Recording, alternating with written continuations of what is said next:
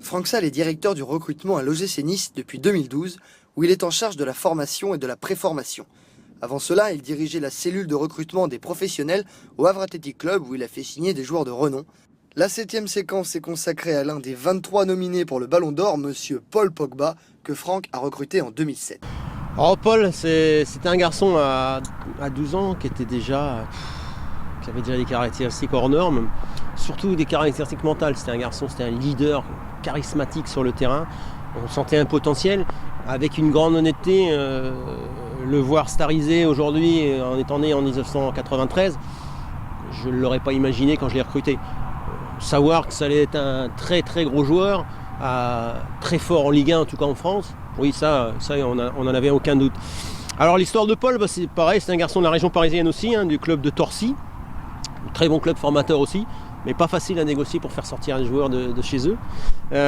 Donc il fallait un petit peu faire tout tranquillement, sans ébruiter un petit peu, parce que tout le monde ne l'avait pas repéré encore sur la région parisienne.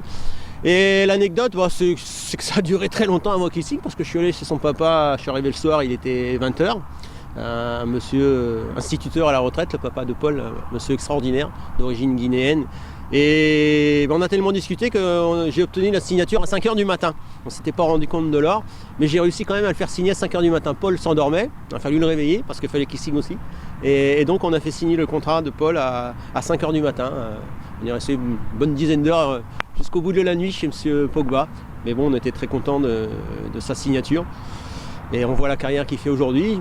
Je dirais ce qui est un petit peu dommage, c'est sur la suite, c'est qu'on n'a pas pu le garder assez longtemps au Havre parce que Manchester est passé par là et il a signé un petit peu, entre guillemets, trop tôt. Mais au bout du compte, le circuit qu'il a fait lui a permis d'être à la Juve aujourd'hui et de faire ce qu'il fait. Donc voilà.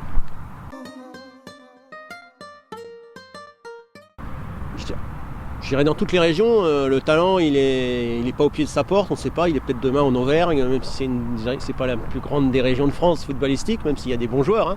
Mais il est évident que vous avez 10 millions d'habitants, le vivier parisien est forcément hors norme, et le championnat s'en trouve hors norme aussi, est très dur, la compétition à Paris est très dure, il y a une multitude de championnats, donc il est évident que tous les gamins qui ressortent du lot dans l'élite régionale, voire nationale, quand ils jouent en U17 nationale dans certains clubs, forcément ont des caractéristiques au-dessus de la moyenne.